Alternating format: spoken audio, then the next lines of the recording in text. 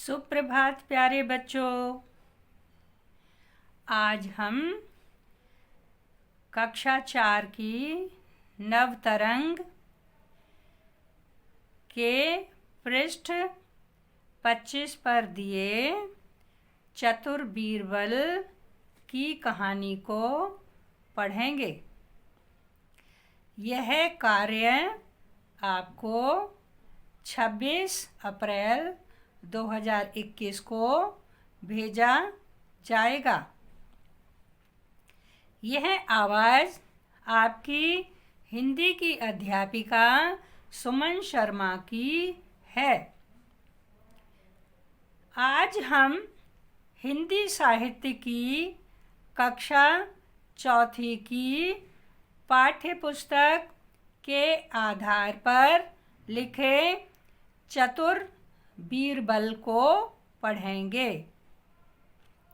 बच्चों, इस कहानी में बीरबल की चतुराई बताई गई है कि किस प्रकार वे अपनी बुद्धि के बल पर मुगल बादशाह अकबर की समस्याओं का समाधान कर देते थे।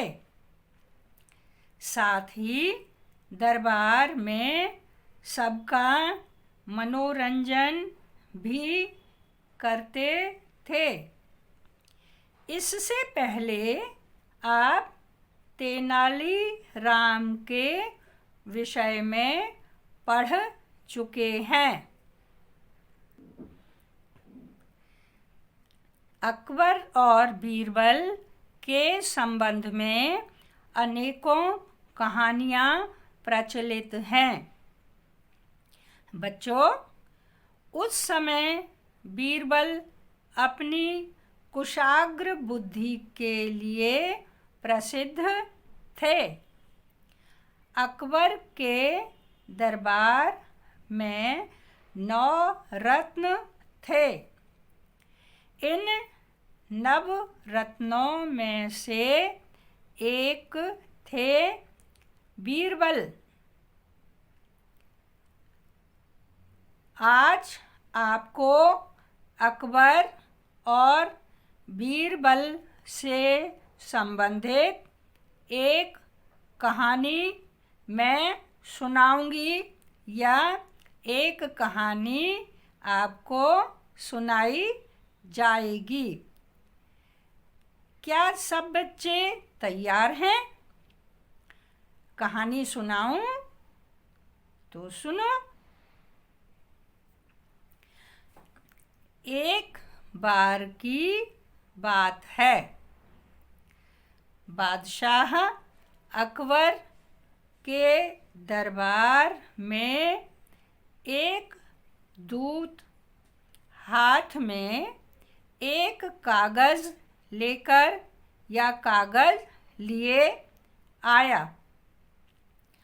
कागज़ बादशाह को देते हुए वह दूत बोला, महाराज, आपके दरबार में बहुत से विद्वान हैं। मुझे इस पहेली का हल चाहिए।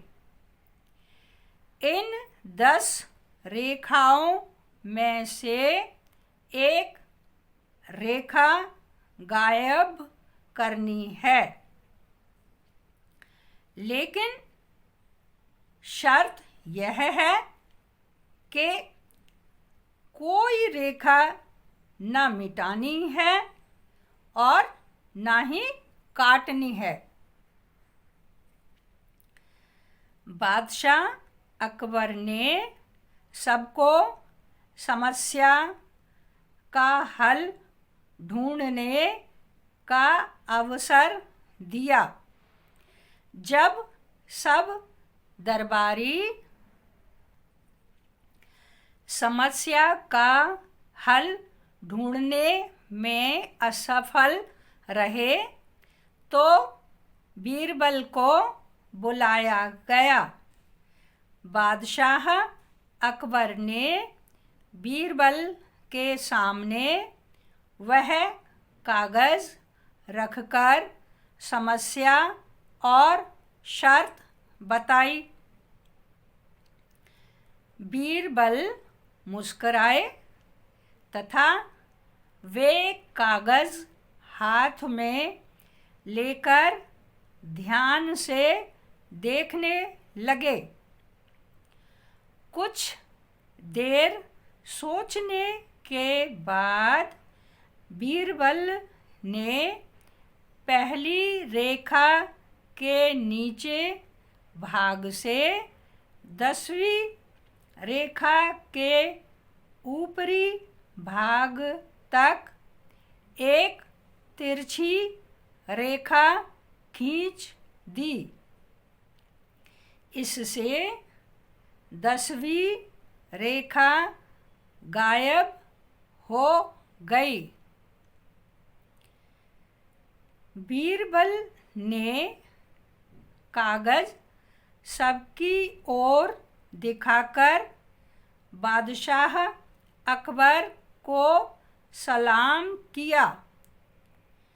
बीरबल की जय हो, बीरबल की जय हो की ध्वनि से दरबार गूंज उठा। सभी उसकी बुद्धिमत्ता की प्रशंसा करने लगे। टिप्पणी: विद्यार्थी नवतरंग 4 पुस्तक के पृष्ठ 25 पर आई इस कहानी को ध्यानपूर्वक पढ़ेंगे एवं इसका लुत्फ़ उठाएंगे, यानी कि आनंद उठाएंगे।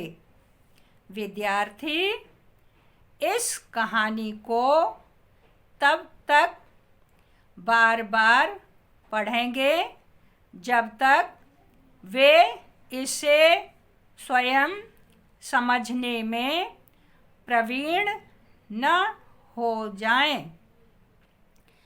कहानी पढ़ते समय इसके उच्चारण पर भी ध्यान दें। बच्चे इस कहानी को सुलेख के रूप में लिखेंगे। इसको आपने कैसे लिखना है? सुलेख, अच्छी अच्छी राइटिंग में, अच्छे अच्छे लेख में लिखना है।